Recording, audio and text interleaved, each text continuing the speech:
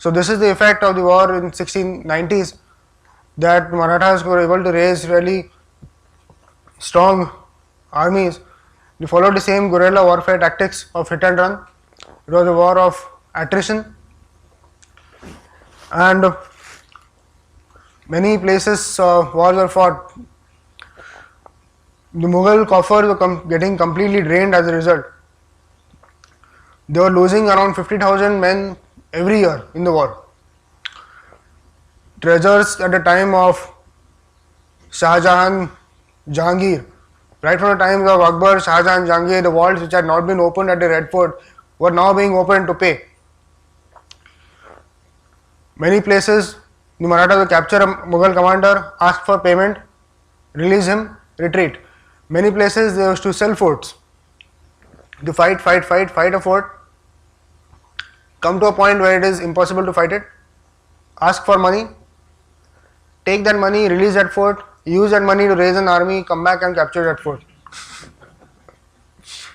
Because the Mughals relied on siege warfare throughout. They did not, except for one case where we come later on where they captured Torana, they did not indulge in commando style attacks like the Marathas or use the cover of the night, use less number of peoples. It was always about siege warfare. As a result, they used to take a lot of time to capture a fort and they used to lose it within no time. Also by this time in the 1690s, the Mughal army commanders, the Mughal Sardars were getting frankly bored of the whole war because they have been there for 15 years, maybe perhaps almost 20 years.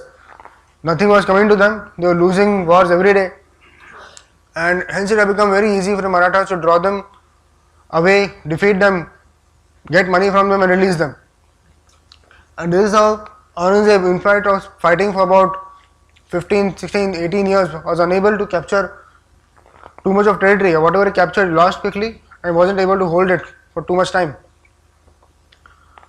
About 1698, when the conditions in Maharashtra had somewhat improved, Chhatrapati Rajaram left Jinji.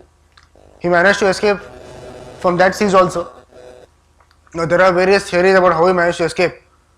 There were a lot of diplomatic tact on Chhatrapati Rajaram's part on this case, where he managed to convince Zulfikar Khan that releasing him was in his advantage. Where Aurangzeb was 90 years old almost, he was about to die, and Mughal Sardars in South India are going to become more important. So at such point of time, the Marathas are going to be the key players. So Zulfikar Khan did not press the siege like he should have. He already had been at the siege for 8 years. So the one siege of Ramses for 6 years, another siege of Jinji for 8 years. The Mughals had spent 14 years for 2 forts. And we are talking about 300 forts in Maharashtra.